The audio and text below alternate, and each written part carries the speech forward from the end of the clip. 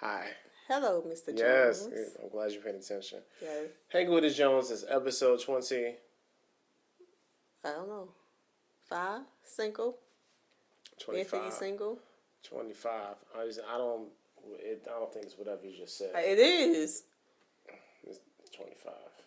I said it right. Yeah, just hang with the Joneses and super happy that, we're here on another Sunday evening for us, Monday morning for you guys that watch it when we drop it. Again, thanks for all you guys on the YouTube or on the Facebook or on the Instagram. The YouTubes. Yeah, so even if you listen to on the pod, whatever pod you listen to on, we really appreciate you guys. If you like us, you should share us. And if you like and share, then you should have already subscribed. So make sure you go ahead and do that. All right, so on for today's topic, and it's an interesting one to say the least. And this was done as a suggestion for one of our viewers to discuss this topic and bring this up. It's referring, like, I'll throw it up in post. But essentially referring to how to control a man using his ego. Why men love jizz. Okay? Yeah, that's up here. You didn't see that, did you? No, I didn't. Yeah, it's right here. Here are a few key points. All right, and I guess this is it's a series, but I only got part 4 of this, and it's labeled "Dumb Like a Fox," and it's essentially referring to how women should use a man's ego against him in order to essentially keep him. Is that what you gleaned from this? Yeah. That you gleaned from it? And it's interesting because it's like... Give an example. Show one. All right. It says, be careful how you set the tone. Never start what you don't want to continue. If you don't want to cook every night, don't cook every night. Act as though you're capable of everything and you'll get stuck doing it. If a man offers to take you to dinner or to get you something from the store, let him. It makes him happy to feel he's meeting your needs. But you shouldn't show that you need him to help you with these following things: common sense, coping with everyday life, emotional stability, reassuring your self-worth, self-esteem, feeling complete as a person. So essentially what this woman is telling females is to what? Because I don't know, I'm not a woman. And did a woman write this or a man? Pretty sure a woman wrote this. They can't be pretty sure. Feels like a woman. I'm not sure if a woman, man, but if it's a man, this is a problem I have again with men telling women how they should act and how they should behave. This is in a woman's group though. Okay, this is a woman. Okay, so this is a woman Leveling up and becoming a high value goddess. It's like a bunch of females doing that, right? So, but even with this, to me, only thing I hear is manipulation. You gotta hide who you are to have a man. And then it's still the same to me as like all those other magazines that say 101 ways to get a man, 101 ways to keep your man, 101 ways to make your man satisfied in bed. To me, it's the same thing. And it's saying don't be who you are. That's kind of overall about how I took it. Don't be who you are. Be somebody else. But then my thing is, you can't keep up with that forever. So you put up this whole facade of who you are. What happens like 50, 60 years? You're not going to be able to be that person. You're going to get tired at one point. Hopefully you get tired of being fake. And then also, I believe what makes a marriage strong or any relationship is how y'all come through tribulations together. Well, you being fake, how are you going to prevail through tribulations? Yeah, I'm just rereading some of this stuff as you're Let talking. him think he's the one deciding. Ask him, will you like to go out to this restaurant or that one? Once you're done, tell him what a great idea that was. Let him know that you appreciate him. Compliment the taste in food, wine, or the restaurant. Compliment his taste. His taste. So at any point, I don't hear anything that the man is doing for the woman. Yeah, it seems like a pretty good deal to me. I mean, for real, like if it takes this much just to to keep a man, that's like, man, like that's a lie. Like you out Mhm. here as a woman doing the absolute most and getting very little in return. Only thing you have to do is show up. Yeah. And that we talked about this before, and just to see, it's funny just to see this. It's just a new way of saying 101 ways to keep a man, but it's the same way. But it's so laid out for us though. All right, here's another part I like. All right, so agree with everything, explain nothing, then do what is best for you. The less you criticize, the better. When he leaves his clothes on the floor, get a laundry basket and place it in the corner. If it doesn't help out around the house, get an estimate from a maid service. Last but not least, clearly divide up the personal space in the home. Men are territorial. Give him 20% of of the closet, but the whole garage, the barbecue, and the tools. This is a very, very interesting notion that this person has laid out. Hmm. Because on one hand, it's not necessarily false Hmm. because the way she's trying to basically put people on game. This is what you do, but the means in which they're going to get and keep this man isn't really set on any sort of actual honesty, and that's the issue for me. Yeah. So when that man, because basically what they're saying is that women are smart, men are stupid. If you want to have a man who can meet your needs financially, maybe even a little bit emotionally, and definitely sexually, this is what you need to do, and that's it. It's a very narrow approach, and it's kind of sad because that is how you view men. That's only I didn't take for that that's the perspective. only capability that you can see a man being. Like this is good. This is as good as a man's gonna get.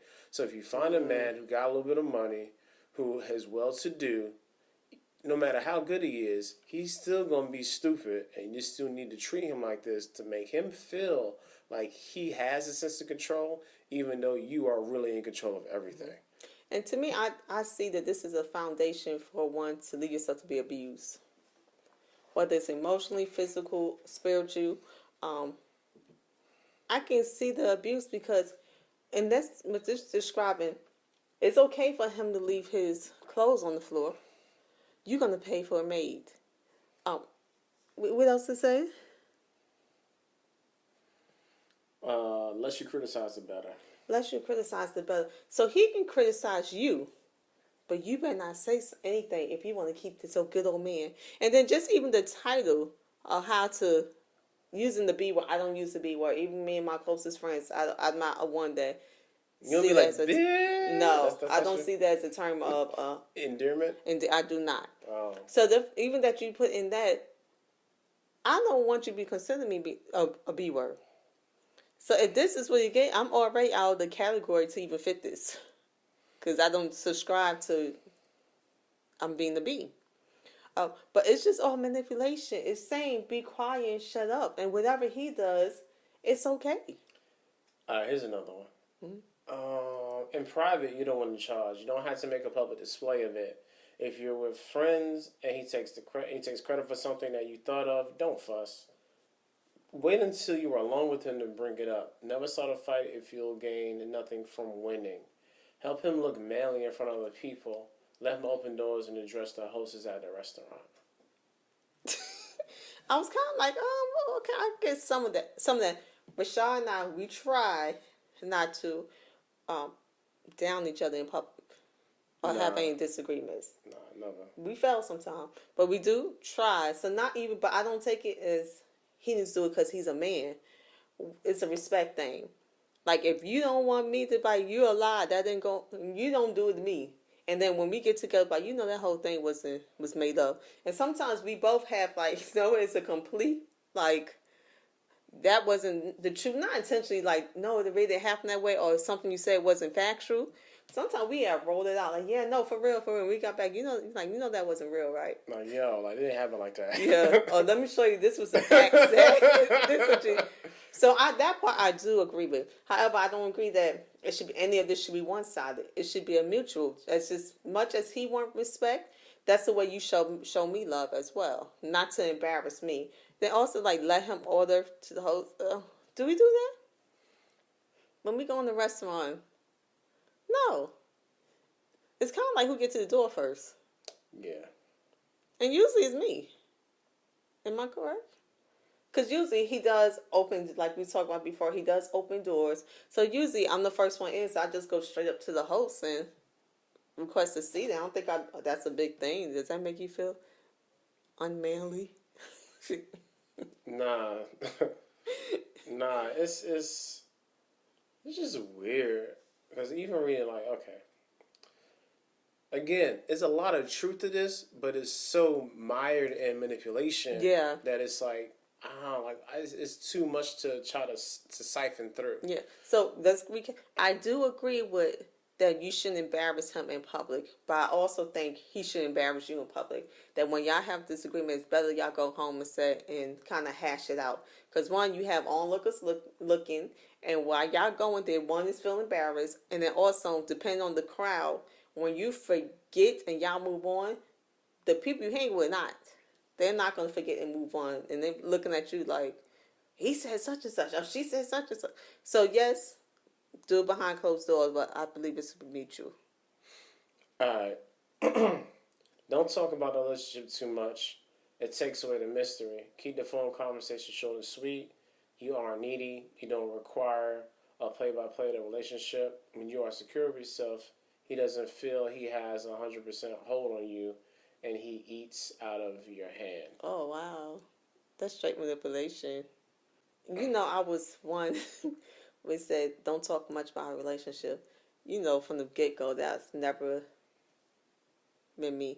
I need to know where we stand. I'm a analyzed thinker, so sometimes things for me are really black and white. So I can't say we can't talk about relationship because we're in a relationship. We can't talk about what we in? Yeah, Keisha is super analytical when it comes to stuff, so it's definitely like there has to be some level of certainty. Yeah, and then to me, we don't talk about I know we're in a relationship. We might be in an entanglement. I don't know. Could be. So no, I disagree. If it makes him feel uncomfortable to talk about what status you are in, then maybe you shouldn't be in that relationship unless you agree kind of being on the free zone. But for me, I need to know because you might put certain expectations on him. Like, we're in a relationship, you shouldn't be dating other people. But if you don't never get, to me, a certainty that that's what it is, it just leaves an open door where the person might have been seeing other people and it's like, you getting mad. It's like, but how can you?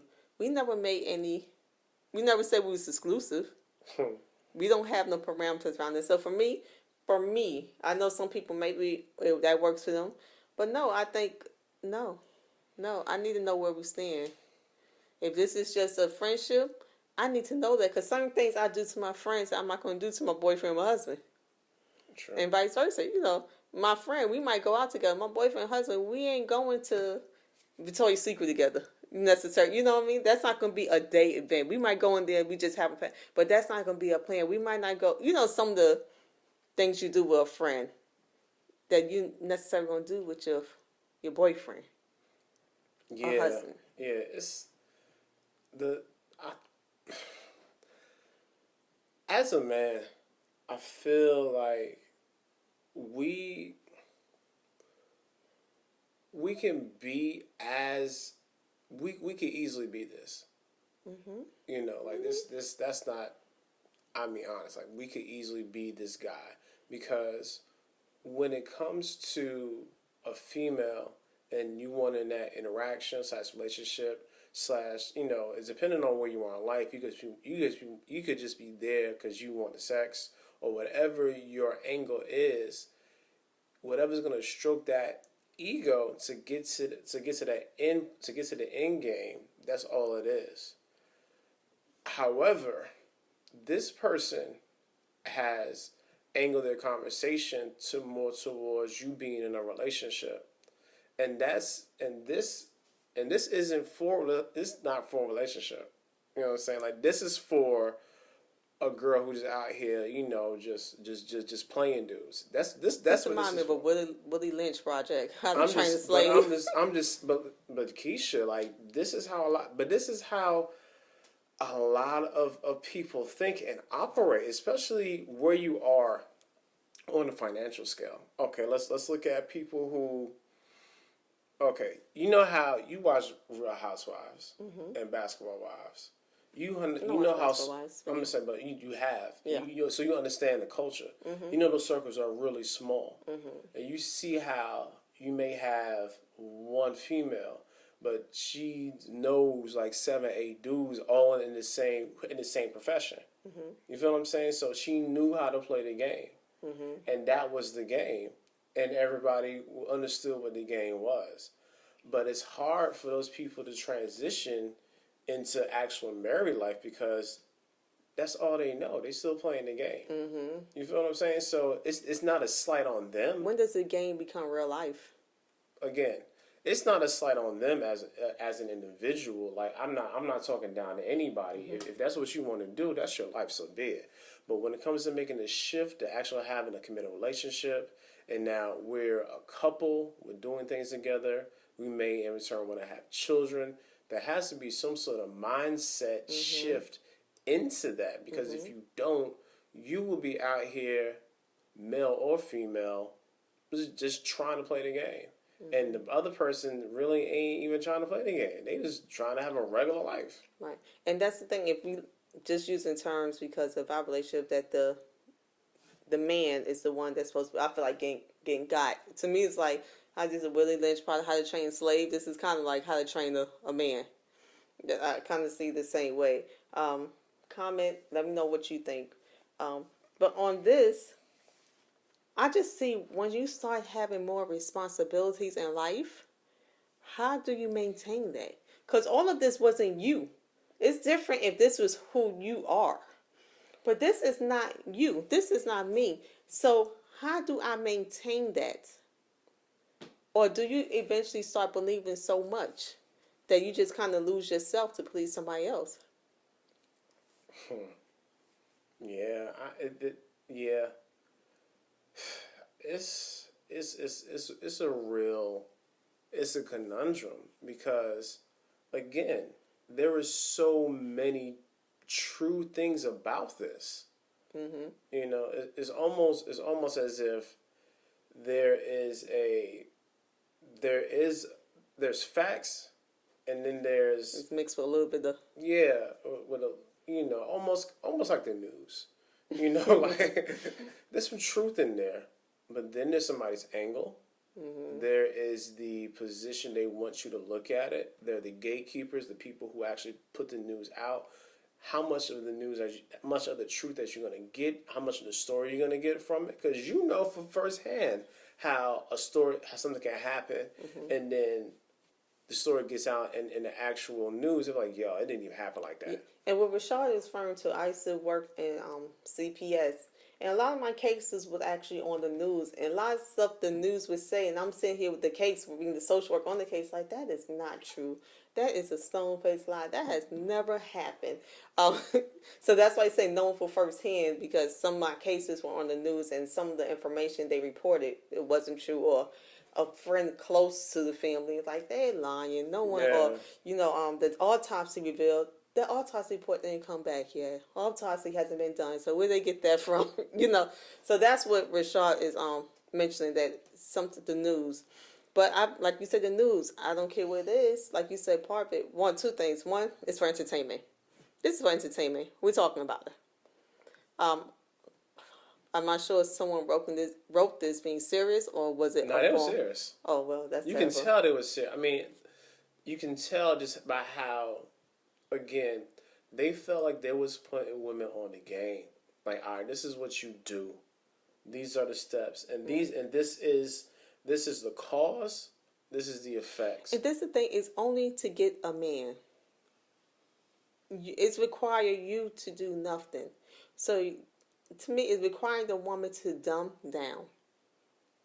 You can't talk about so in the meantime, till you get this man, are you not supposed to make yourself better because that might be intimidating? Or even if you are, you're supposed to lower your standard or No, you just come don't. into this submissive. You just don't say anything. You don't communicate relationship anyway, so you can better yourself all you want to. You're not telling him. And then even if it's based in truth, which some of this is truth and some of it is like mixing, like how people use some of the Bible and mix it in with false to make it justify what they say. Even if it's truth, if it's used for manipulation, it's not true.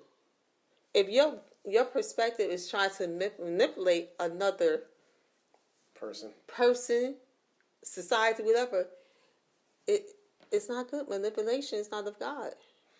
No, it's just wrong.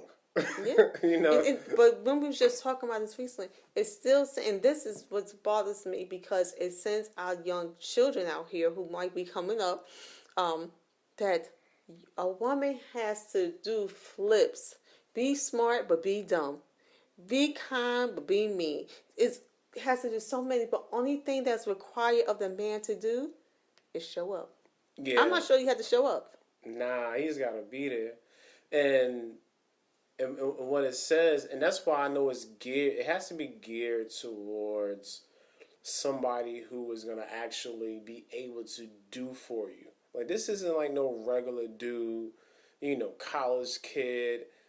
But it doesn't say that. But I'm saying, but the person who wrote this, it's clearly that's the intended audience. So you got the intent. It's this, for this, this, a this certain how, income yeah, bracket. Yeah, this is how you level up, sis. This isn't about regular dude that working at Walmart. Like you ain't got to do nothing for him. So what happens when another woman comes and they can provide the same thing?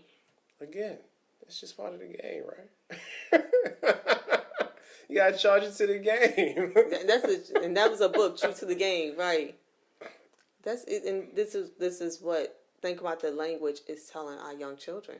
Yeah, you sound real like a concerning parent right I now. am.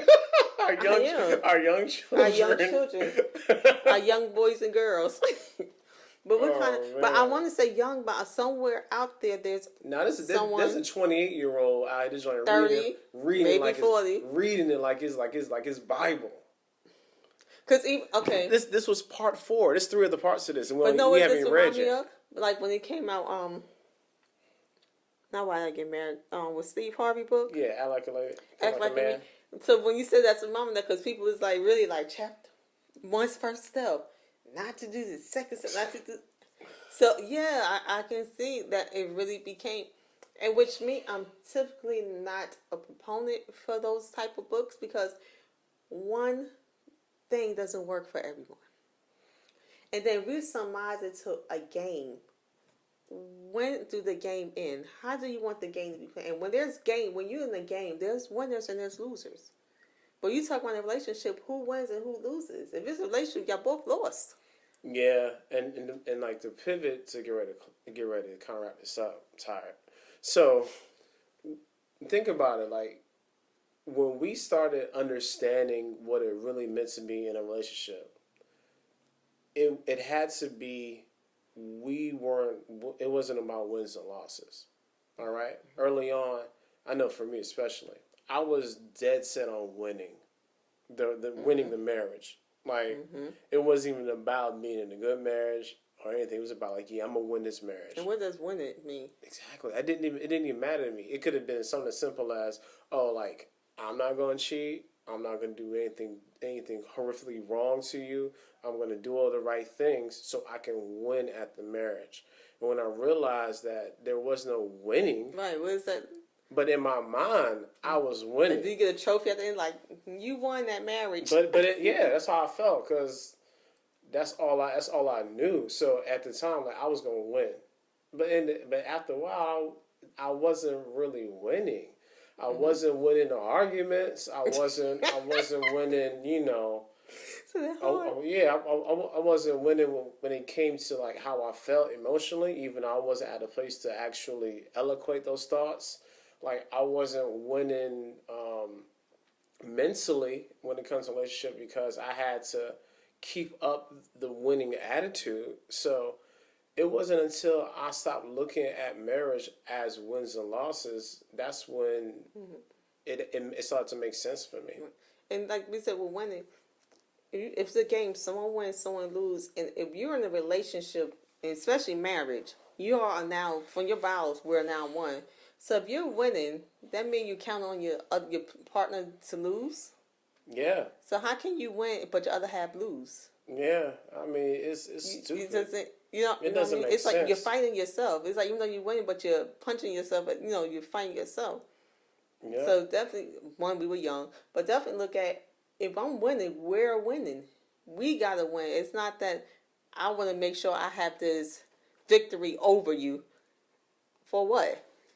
We already determined we were one. Yep. That's where I was though. I was gonna win at all costs. And then one day I was really just reevaluating things. I was like, I can't. This is stupid. Like, why am I like? What am I winning? Like, what am like? I can't. Yeah. Especially with infidelity. So it's like I'm gonna wait for a cheat. Yeah. My legit was like, oh, you gonna cheat first? Right. I know, but it was like, do you want that? Like, that's crazy. Like, why I said like, no you. What? That's where I was. You were. I remember. Yeah. So this whole thing, when it comes to getting a man, keeping a man, it's not even that complicated. They try to give you like this, step by step booklet for you to get, your game on track. But it's not even that deep. I still believe when a man finds a woman, she found for good things. I really do believe in that. Yeah. So I believe that when you can do all of this and the man's like, oh, nope, still. Because I still believe when things are something God ordained, you can have that person who checks all the boxes. However, if it's not God ordained, it could be someone who's missing every other box or have none of them checked. And that's the one for you. Yeah. So you can't get caught up in. So, I really believe God puts people together. Amen. It's a very churchy way to end this one. Hallelujah. All right. We're done. I mean, it's pretty short for us. Anyway, I'm Rashad. I'm Keisha. We will see you all next week. Like, share, subscribe. Patreon.com, hang with the Joneses. Give us your money. We love you guys. Love you too. Peace. You said we love you too?